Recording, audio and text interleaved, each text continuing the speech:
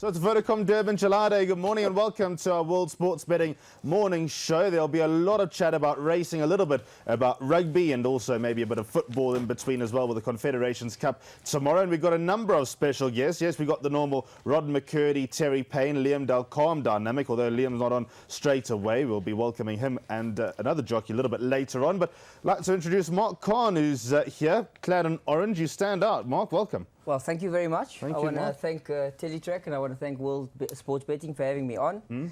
And mainly I want to thank Gary Lenton. Yes. And I have to say Gary, because he said to me, the more you say my name, the more remuneration you get. So that's already by fourfold. Is that how it works? Yes, that's what Gary told me. So that's thank you, Gary Lenton, for having me on the show. Okay, that's... You keep a count. I'll keep count of how many times he mentions Mr. Lenton. Dom, how many times are you going to mention Mr. Lenton? Are you going to give him any extra remuneration? No, definitely not.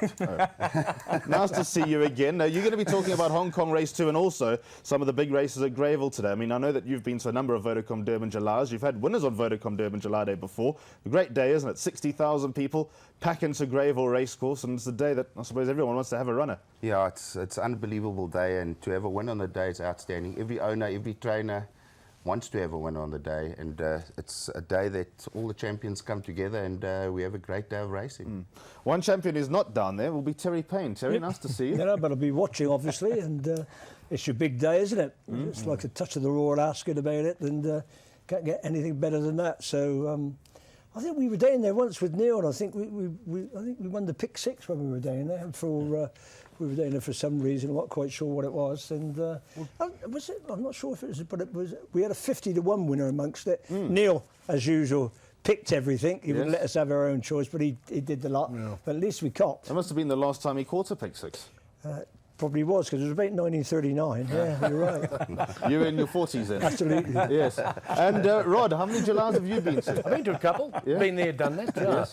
But I just want to mention about Terry again. Full house again last week, Terry. Tipped them all. I did. You can't believe it. I mean, I can't. Well, you can. I mean, I actually told your nipper there. I said, get on the World Sports Betting and have a look at my blog and see what I predicted. What was it again? Just remind us, because you've you've told everyone here this morning 5 times. I did. Well, I had to, because you wouldn't believe me.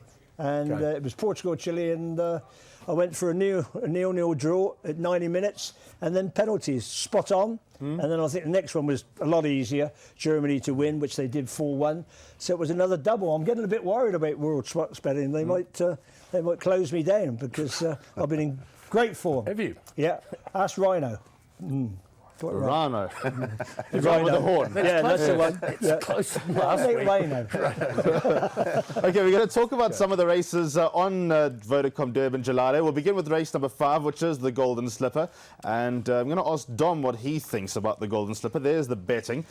Green Top is a favourite, 34-10. Desert Rhythm, 7-2. Neptune's Reign and London Secret, both 11-2. Let It Flow's 8-1. G was at 9-1. By the way, we'll get into Turfentine racing a bit later on, because, of course, World Sports Betting have attached their name to the Gelade in Josie, and we got someone who will be a part of that who will join us a little bit later on. But Dom, I know you've done your homework. You've done it for 10 days since his computer form hit the shelf. So what's going to win the Golden Slipper? Yeah, you know, a lot of people are saying that it's a lot of punters and form analysts say it's a very difficult race, but I've narrowed it down to a couple of horses. I think Desert Rhythm, he's done the distance. It definitely stays. Drawn a little bit deep at 10. But I'm sure Schmanga can get over from a draw like that. And this was Green Top. The way it won first time out, it was eye-catching. You know, he got left and he was green, and he came on the outside and flew past them at the 200. And it was a run full of merit, and he's very well bred. Being by Caught in the Slips, which is the mother won the Oaks. Give Me the Green Light's done a phenomenal job as a stallion. And and it's Pierce Stradham's riding it now, I believe. And so he's won and drawn nice. Not ideal draw, but it'll get over from an 11 draw quite easily. And I think we've got to include G Wiz, and that was Rockin' Russian of Sean Terry. Definite chance. And if you notice, all the horses are drawn reasonably wide that I've tipped, but I think they'll be able to get over from those draws. Actually, I'm glad you brought up draws, Mark, because you rode at Greyville enough. How bad is a bad draw over 1,400 metres? I think a bad draw, any time is a bad draw, but especially when you're running in these types of races where the horses are all of the same quality and their cruising speeds are different. So if you're asking me my selection, Next time I'd like to go first because now I'm going to reinvent the wheel by reiterating exactly what Dom said. So I prefer a horse like number 1, Bridal Veil. It's course proven. It's won there. It's run 4th there. I know it's badly drawn. A horse I also liked is Green Top. Stratum he's a top rider. You know, we can't discard the fact that there's no substitute for experience. And then obviously one other horse I liked was also Desert Rhythm. I'm not worried about the draw. Kumalo's up, he's a very good jockey. But in these 2-year-old races, so many things can happen. You know, they could get stage fright. There's a lot of things that could go wrong, but I don't think that we can go wrong with our selections in agreement with Tom. Okay, Rod, what have you got in race 5? And well, I'd love to ask Terry as well, because Terry's also had a good look, and he's got a 100% strike rate over the last year and a half. Well, before I give my selection, I want to ask, I always wanted to ask a jockey this. In a race like that, Mark, and we're talking about over the 14, and quite a few of the fancied horses are drawn wide, what is the strategy that you guys, or does the trainer just say good luck and hopefully you find a spot? How do you go out? What mindset? No, I think there's always a strategy. You know, when I was riding, I always had a plan A, B, and C, which has to happen within a split second. So it really depends on how your horse breaks the gates. And if you're badly drawn and your intention was to slot in, but you just find that you've broken so well and you've got to cross for nothing, then it's not a problem. And especially today with only a 2-meter spur, you've got to be careful to be stuck on the rail. So if you swing for home and you're on the rail and they're dropping back on you, you don't have a chance to improve. So with a camber at Gravel, it's probably better to be racing 2 or 3 deep, especially by the time you get to the later races. The inside is pretty cut up.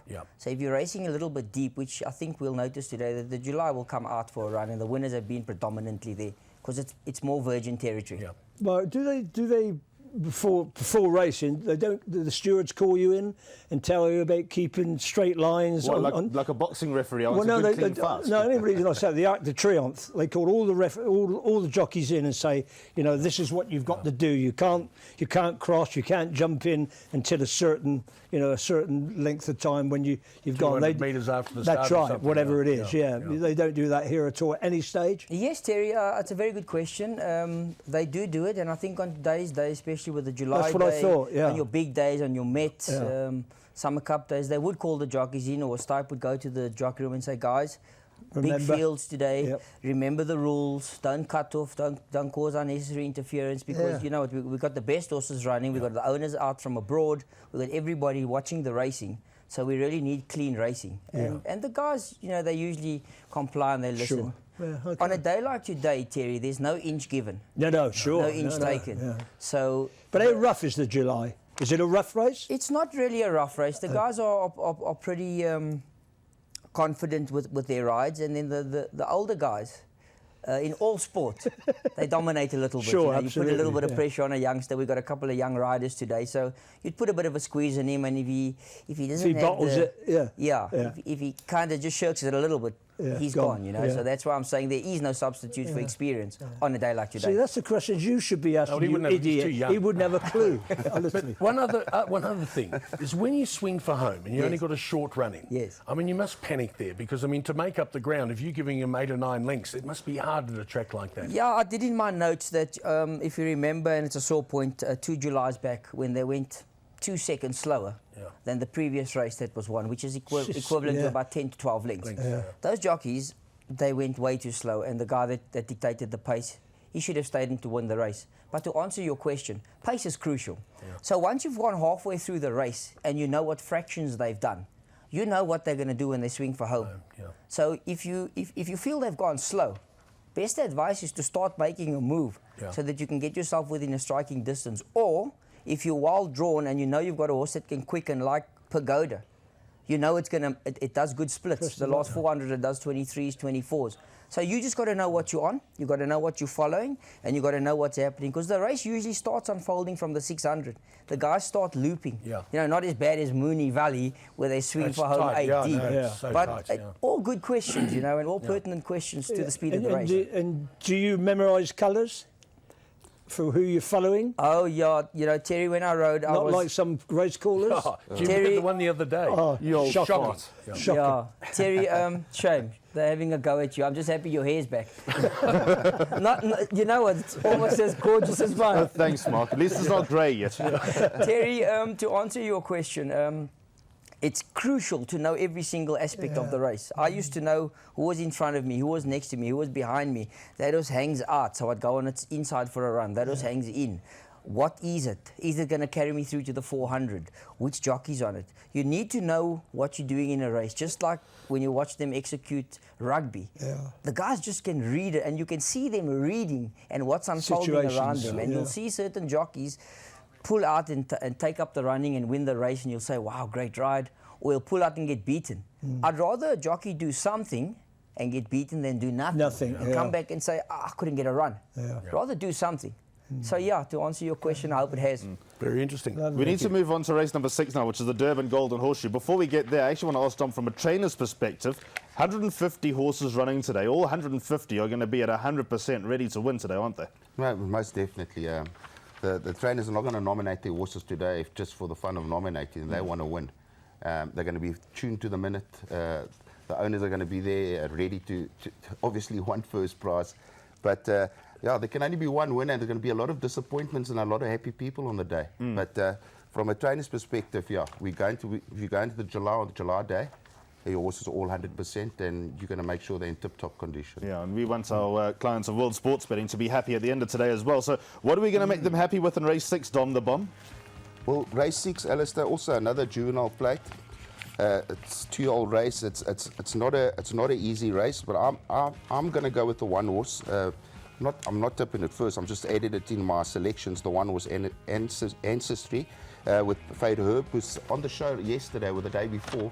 Bernard said he worked the horse and it worked very well. It flew up the track. And Rod said the other night it couldn't win. Who? Ancestry. Yeah. Did I? Can't remember that show. No. No, I did not. I didn't even say I that. don't think Rod would have said No, that. I didn't say that. But yeah, he's one of them. Captain and Master, Sean Terry's horse, won an exceptional race last time, and I know Sean really rates this colt very highly by Captain L. Nafa from the De Kock stable, I believe that's on the panel that they had yesterday. Yeah. With Andrew Fortune and De Kock. And did Fortune swear by it by any chance? he did swear by it, yeah. Yeah, but he was only concerned about the draw, which is 14, and you know, like Mark said, a bad draw is a bad draw, but you know, some good horses can get over it, depending if they get a bit of luck in running. And the 11 horse with Anton Marcus, drawn 1. Definite chance. It's a front-running horse. I'm just worried that it might not see out the 1400. So my first selection is going to be Captain and Master, and I'm going to add the rest of them in the pick 6. Okay, fair enough. Do you agree with that, Mark? I agree with most of it. The only disagreement I have, or not disagreement, sorry, I can't argue with Dom the Bomb. If you like, otherwise you'll do your Tom. Yes. Yeah. Okay. If you like Ancestry, then I don't see why you shouldn't like the 10 Trojan Harbour, because you have Collateral Formline there already on its last run. The only obvious disappointment is that it's drawn 16. And then obviously the 14 I like very strongly. It comes out of strong feature form with a good draw and Bielefeld up. And then Lorena's on, for me, what looks like the better one, because it also comes out of nursery and gold medallion form, also poorly drawn. But you know, these races with the young horses they're quite difficult. So I'm in agreement with most of Dom's. The 11 had the blinkers up last time. I see the blinkers are off this time. So I can only imagine, because it's going the 7 furlong. And that is exactly the reason why. So basically my tips plus you're going to add the 10. Exactly, Dom. That's exactly as you've worked out. And if I may just add one thing, guys, I'm so sorry. If we go back to the previous race, we can't leave out Spring Breeze. There's Collateral Formline there to Green Top. Juggler, very good rider, doing very well in I think he's in Singapore. Singapore. 4 draw, big asset. Okay. Lovely. One question, guys, and it's brought up time and time again. I don't know if you hear it, but I hear it. People say when the Joburg and Cape Town horses go to Durban, that form is much stronger than the Durban form. Would you agree with that? I don't think in the past 5 years we've seen that being a predominant factor. Cape Town has got very good horses. Joburg's horses, it just depends on the company they keep, you know. I don't agree with that. I do think that the Joburg horses are superior when we go over distance, because we're training at a higher altitude. Yeah. Okay. But I think on quality, Cape Town brings quality to the party. So maybe this year it looks a little bit different. So maybe this year I can agree with you. Okay, let's go on to the Vodacom Durban July. I want to ask Terry, what's your first memory of the Durban July? Debonair. How long ago was that? Well, what do you tell me? 1984. There we are. That's when Well I first done. came. That's when I first came out. Terence Came Miller. out what? Come out, yeah, not come out, not like. Who trained it, Terry? Was it Woodruff? No, Millard. Terence Oh, Terence Terence Millard. Millard. Finished Okay, yeah. that was my first. He ran first, second, and third that year, if I'm not Did mistaken. he really? Yeah.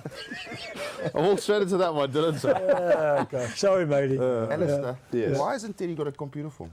I'm reading right. Rod can't read. I've got to tell him what's going on. He hasn't got his glasses. Okay, well, I'm actually going to start off with these guys. What's your selections for the July, Terry? What have you got? I went. What did I go for? Al. You didn't even. Al Mufti. No. I picked that, by the way. Did you? No wonder you didn't win. You gone for the 3-year-old. I've gone for the Here, 3-year-old. it is El Sean Shaheen. Tarry. There you go. Sean Tarry. El Shaheen. Yeah. That's, Samunga Kamalo. Nice draw. yep. Well, is it a nice draw? Well, that's the Ask. thing. Is it a nice draw? Draw 1. Drawn one. Draw one, two. Mark, in the Vodacom Durban July. You've already said, in the July, the experienced guys like to look after things a little bit. But, a horse with no pace, like I'll say, well, they say he's got no pace. Yes. Is that a good thing or a bad thing that he's drawn one? It's obviously a good thing to be drawn one, but if as we've seen, he lacks a bit of early pace. Could get shuffled back. I don't think it'll be too bad because I think what Kamala will do is he'll more than likely warm him up behind the gates, get him out. Even if he just jumps him well, Yeah. you don't want to chase him hard. But the one draw is still a key factor because instead of him being 7 lengths back, he may just be Sure. 5 or 4.5 lengths Absolutely, back. yeah, So yeah. it's crucial. And I know he's slow out, but I don't see it being a factor. If you're riding the July, what would your ultimate draw be? I think about a 3 or 4.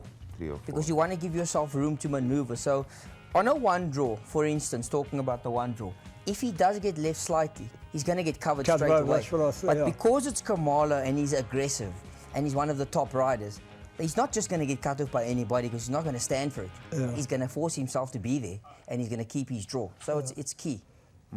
Okay, so what's your first choice, Rod? Same as Terry, El Shaheen. How are you? Al Yeah, Shaheen. yeah. What number's that? Number 13. Why do you think I couldn't I'll see say it? him. I'll say him. Yeah, we got a different name. We're Yeah, foreigners. we're We pronounce we- it differently, of course we properly. do. We're from the Middle East. The Middle East or Mitchell's Plain? Shaheen.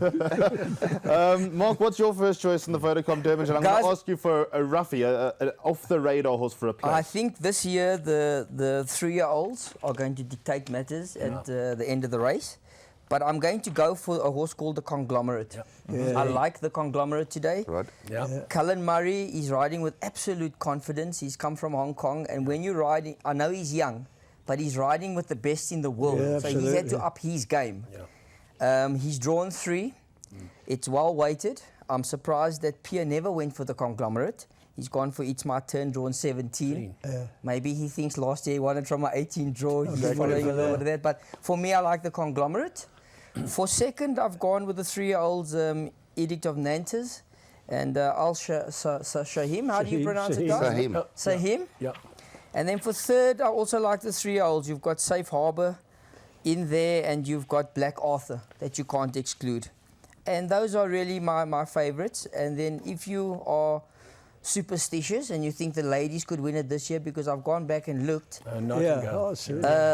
7, 14, 21 in the last 3 years. The last 7 years ago, it was won by a filly. So now this year we've got a filly.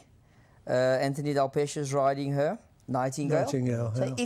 if you are How good is she? suspicious, 'Cause I looked at that. I think she's got a 50-50 chance. I just don't think that she's good enough to take on the boys yeah. today in this Yeah. company at the weights as Okay, well. we've got about a minute left. So, Dom, just one horse for the Vodacom Durban July. Then we're going to go into Charlton race number 2, which is actually the real reason why you're here. So, first choice in the July, who is it? I'll say him. Ni hao. Oh, Okay, go. and then Hong Kong race number 2, of course, World Sports Betting are running those specials with Dom the Bomb. So, if your horse does bomb out, then you can get a refund. So, what have you found for us? I know you and Ibby Shaw have gone through this race. Yeah, Evie and I we went through every different website, every different comment from every different panelist. So yeah, it's a tough race. It's a Class 5 in Hong Kong today, which is the equivalent of a MR62. Fillies and mares, yeah. Sure, good luck. So we know what that is. Yeah, but we tried our best. We watched a few of the trials.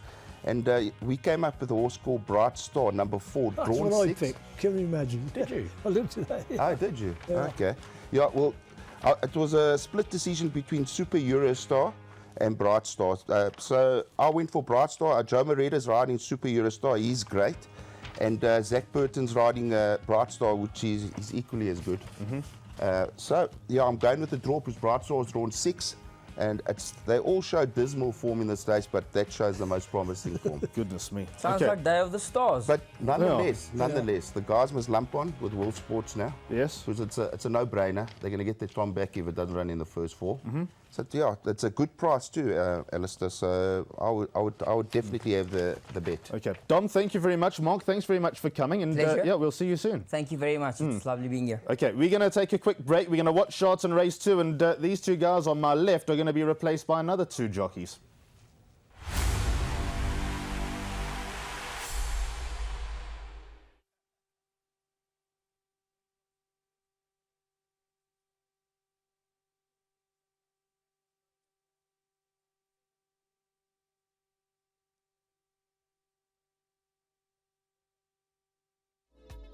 Well, and then the 6, Dynamic Voyage, a little bit tense in the parade, but he's really fit and he's very strong, and he does have experience on his side as well. So in order for me, 3, 4, 7 and 6.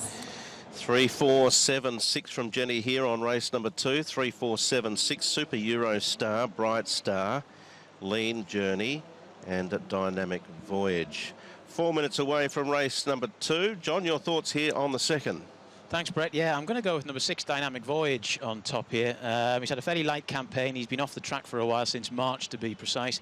If he could reproduce that run from 2 starts ago, race 4.65 in your form books from gate 2, he's going to be very tough to beat here. Whether he can or not is open to debate, and this is Class 5, so often consistency is a bit of a problem for some of these horses. But his personal best time as well is very good compared to most of the rest of these.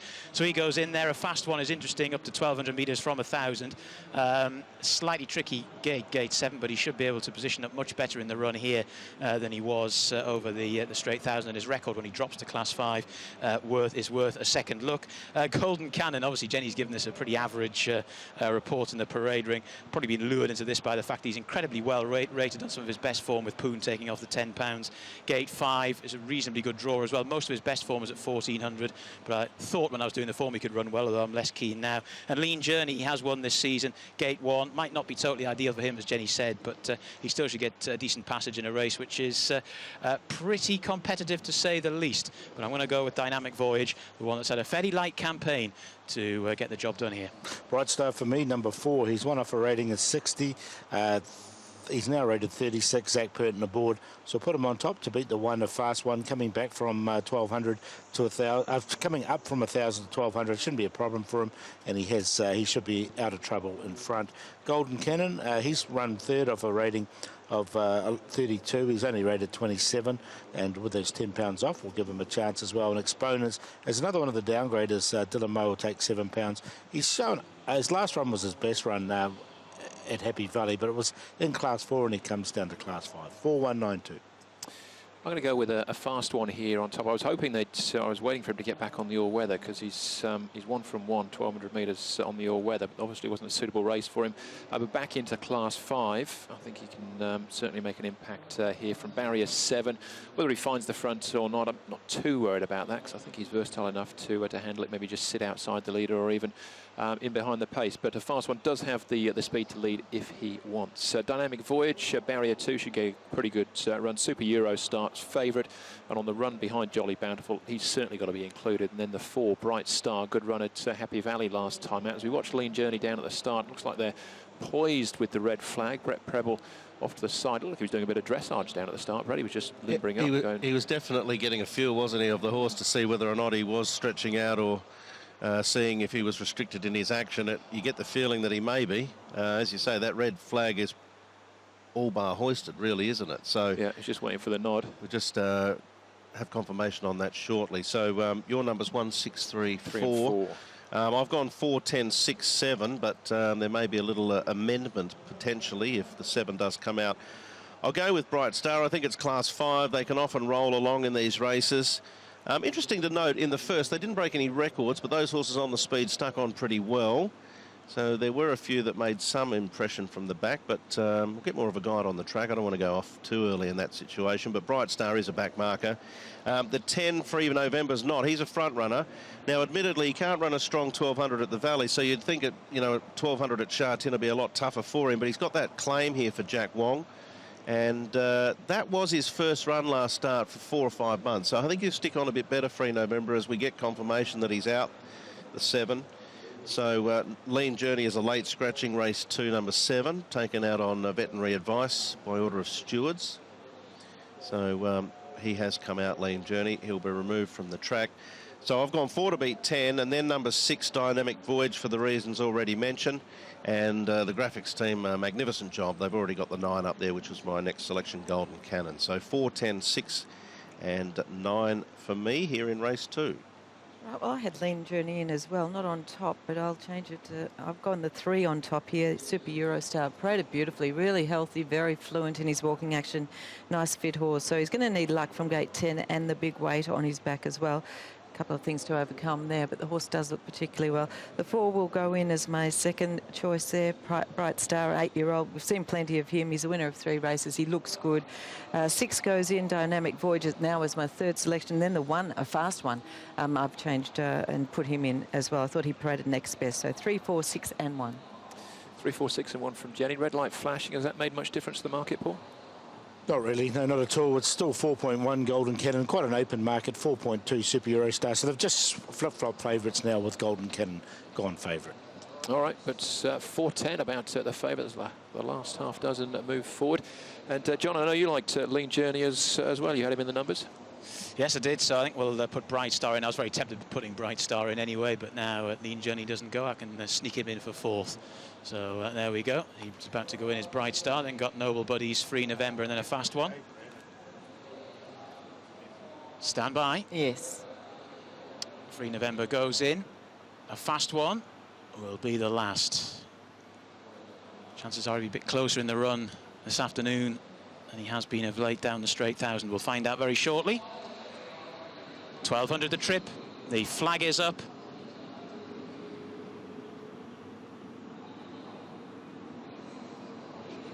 And they're off. Good start by Friends Forever. He punches forward, so too does a fast one. Noble Buddies also wants to get into the front rank along with Free November. Dynamic Voyage is up the inside.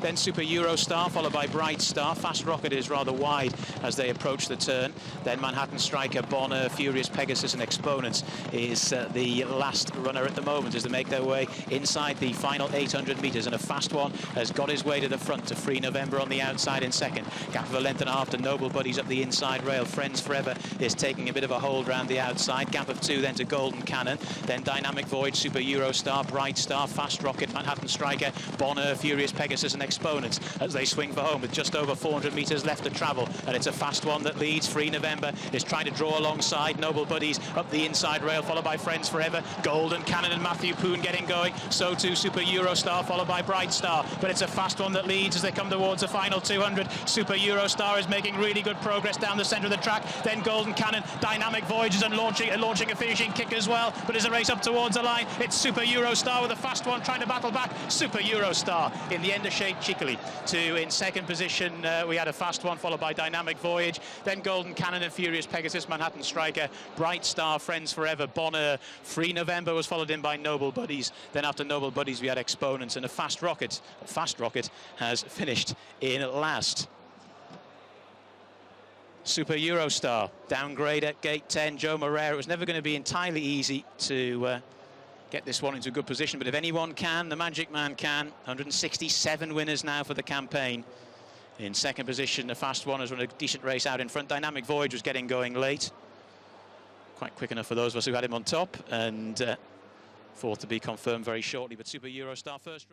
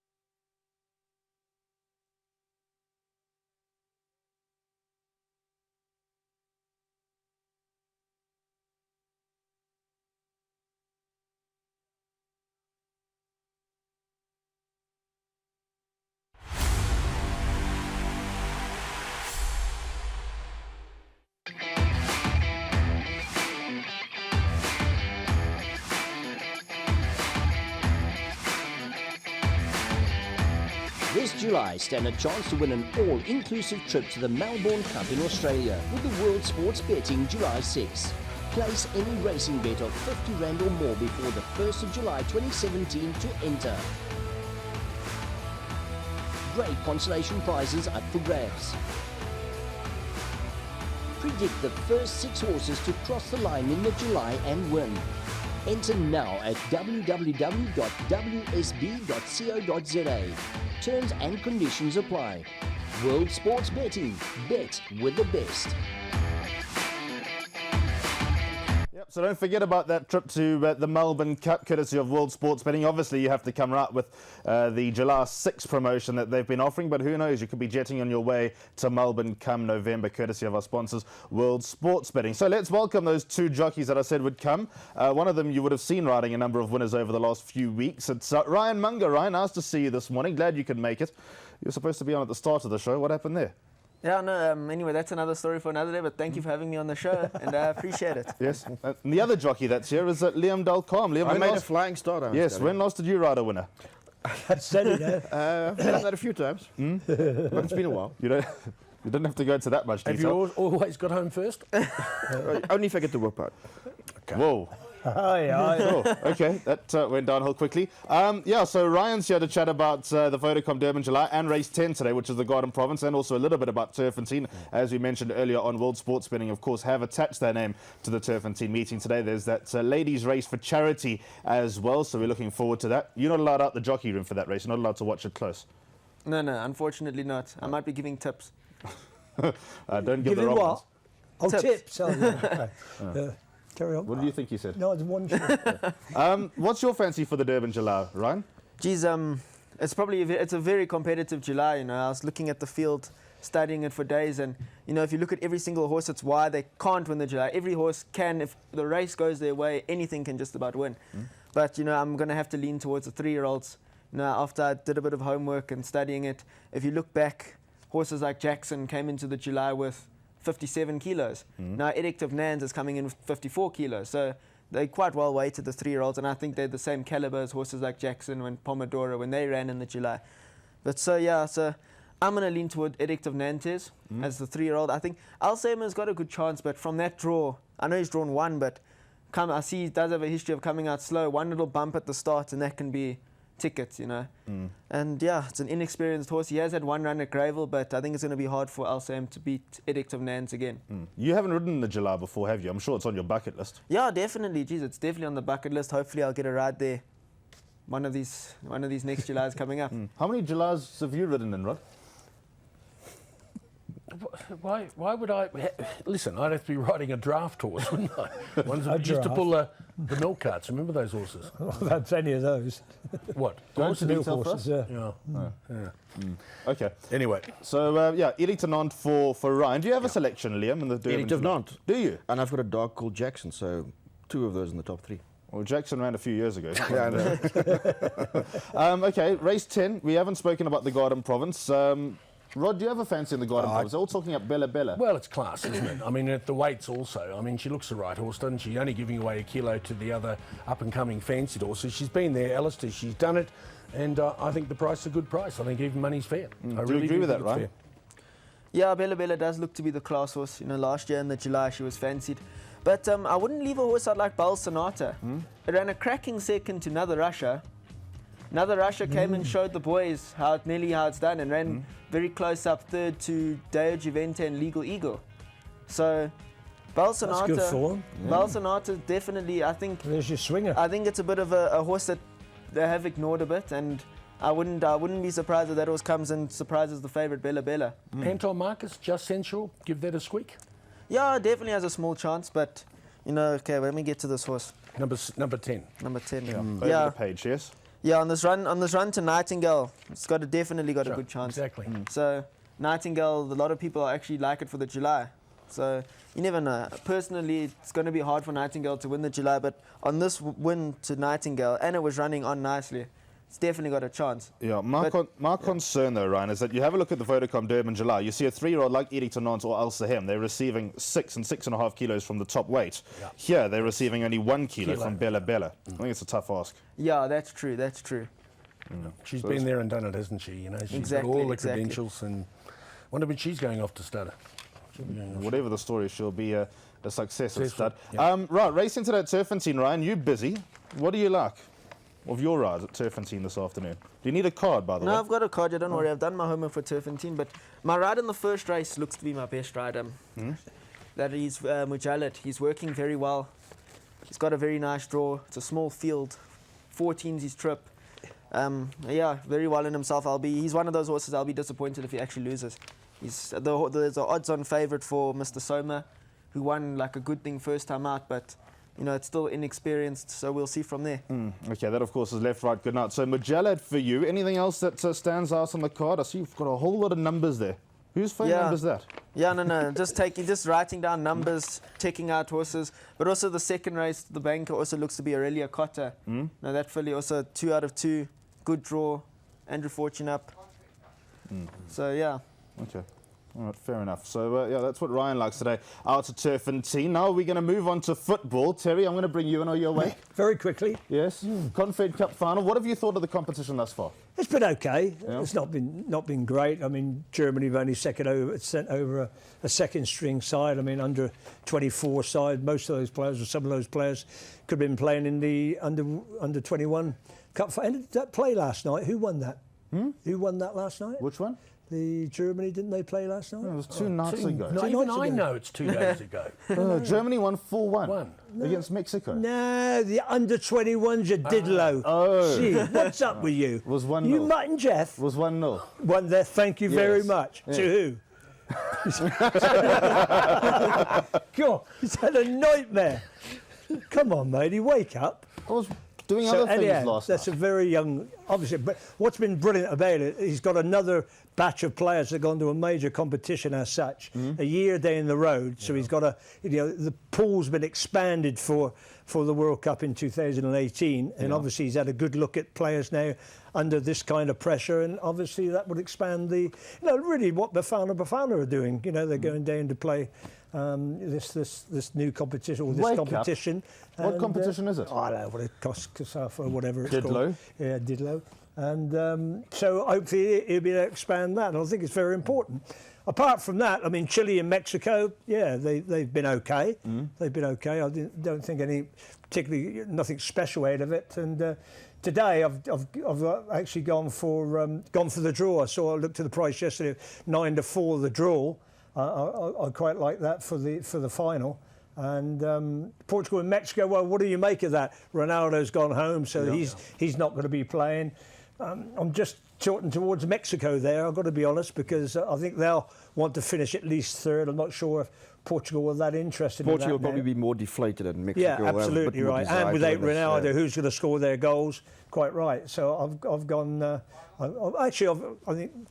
Probably 2 draws. I think it's what I'm looking for. I don't look for anything, after 90 minutes, I'm talking, of course. So you're hoping to... But even Germany, I watched them, they're impressive, Terry? Those youngsters are running the leagues They improved as the competition got on, and which he'll be, the manager will be more than happy with. They're scoring a lot of goals too. Well, they scored, I mean, Chile were chasing the game, and you have to remember that they were 2 down in 8 minutes. Yeah. So then you're chasing the game, and the game plan is all changed. You've got to try and get on that front foot. I've just been, just a little bit disappointed with our man. The Arsenal man. He's been. I think he's been very Sanchez. I think he's been very, very disappointing.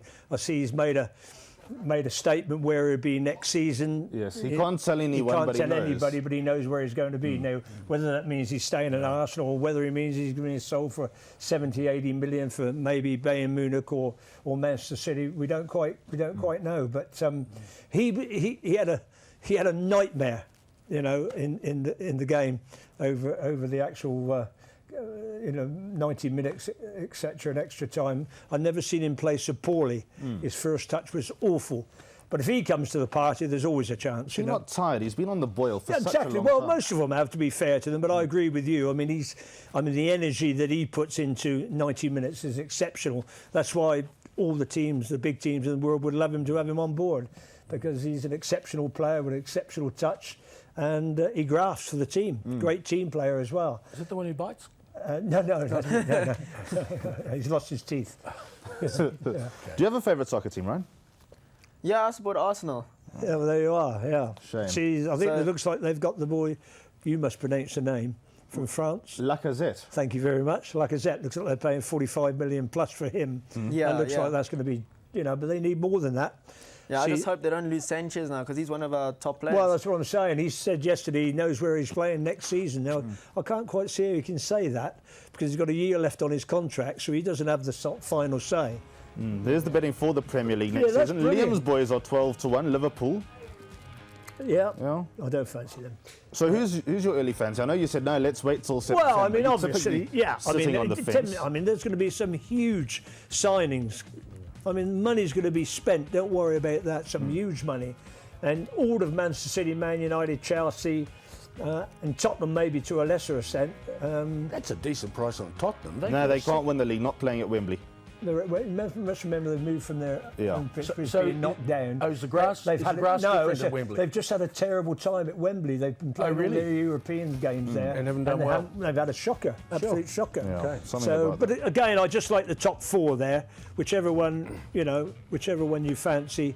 But you're going to have to wait to see what comes on board. There's huge money going to be spent, and ever since Leicester won the Premiership, they realised that things were starting to catch up with us top four, and they've really gone into the marketplace to spend big money.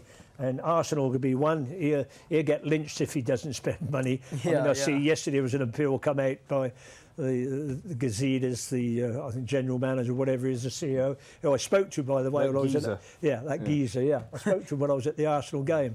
And can you believe it? He said he watched me play. And I said to him, "You're not that old, are you?" I actually said that to him in the boardroom. And he is that old? He's the one. Well, he's the one who I think was trying to push through the changes at Arsenal.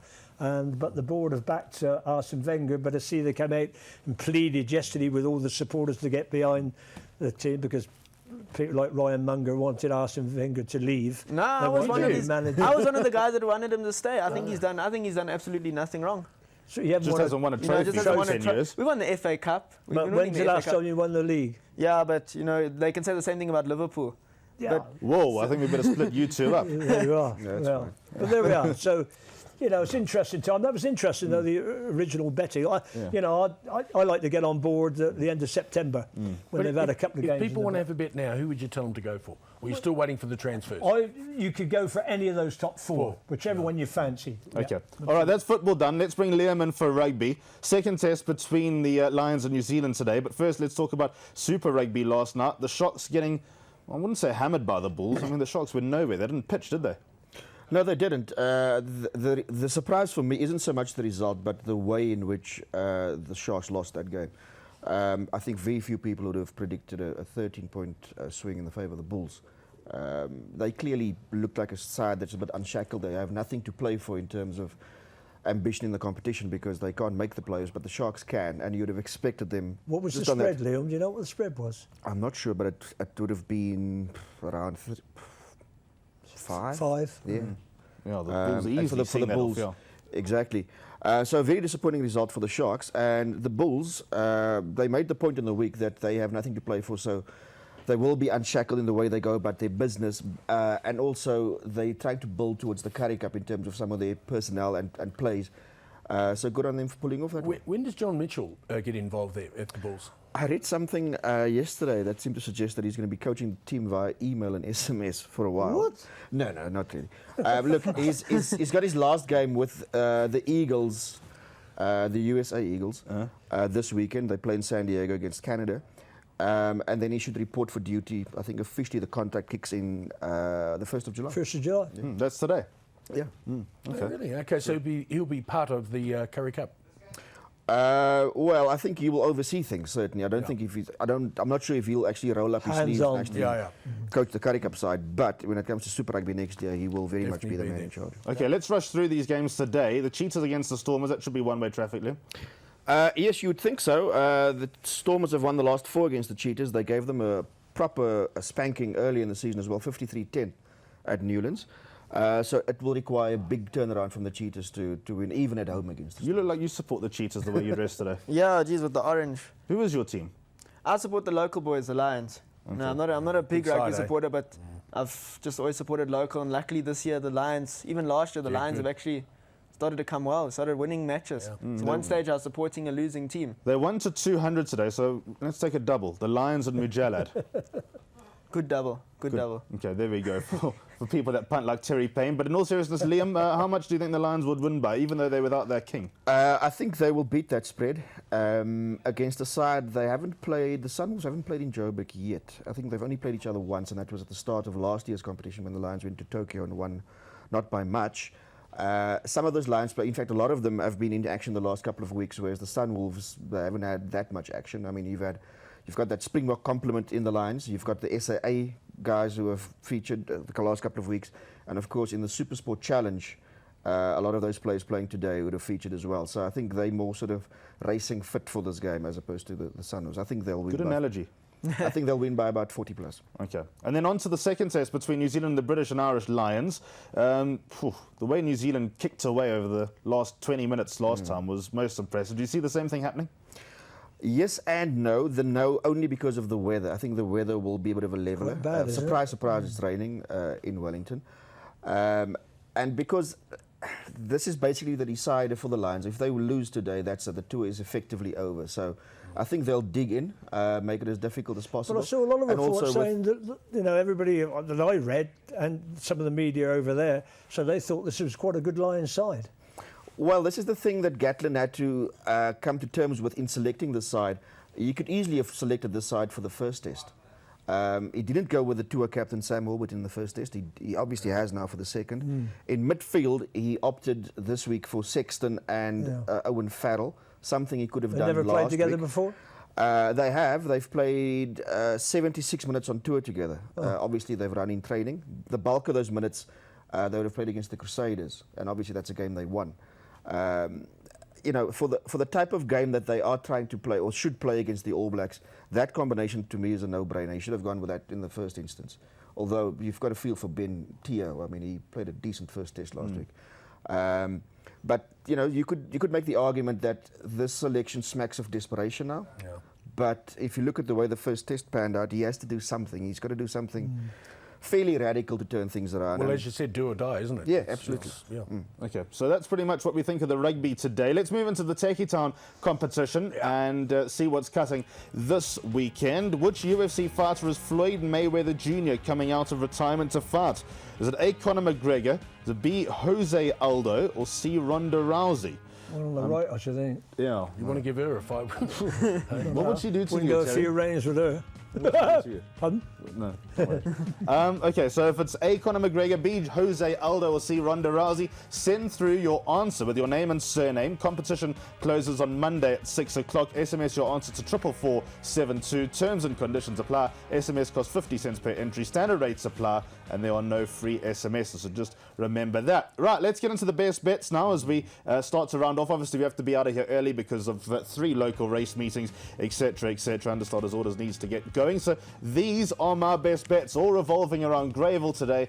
Race 2, number 2, Head Honcho to win. This is my all to come on to race 4, number 5, Captain Splendid to place. Race 7, number 12, Edict Anon to win. I would not put you off if Al Sahem if you liked him. I think it's a 2-horse race. Then race 9, number 10, Whirly Whirly to place. And race 10, number 1, Bella Bella to win the Johnson Workwear Garden Province. Gary Lenson has sent through his selections via bank accounts in Zurich, Switzerland. Lions to smash the Sunwolves by more than 36.5. So Liam, you agree with that? You said by about 40. Yeah, absolutely. So 9 to 10, obviously the price on that handicap. And England to beat the Proteas in the first test at Lords. 11 to 10. 11 to 10. That's a good price. Liam, you said you've seen the weather for Lords next week.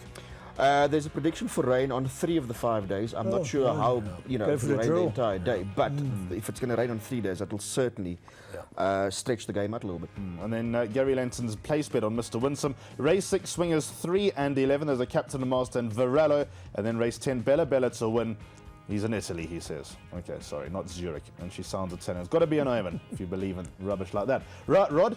What have you done? Yeah, I'm going to stick with the All Blacks. Okay, the weather. That was spread 3.5. Yeah, well, they won by 15 last week, but the rain may play a part. But they're playing well. And there you go, El Shaheen to win. And the Conglomerate to run a place. Yeah. Why are you laughing? Because I said it wrong again. Did I? Liam, what have you done? Well, I'm gonna go with you with the July. Yeah. And then in terms of the rugby, early in the week I was convinced the All Blacks will win by 20 plus. He's gone opposite. But you know, closer to kickoff, I've changed my mind. So I'm going to go with a tight contest. But the All Blacks still to win that one inside 13.5. And of course then the Lions at Ellis Park to win by a country mile. Yes. And Terry? I've just gone for the 2 draws. Over the 90 minutes, obviously. I can't get too excited about either. I'm not sure. Chile, Germany, I'm not sure if they'll break each other down.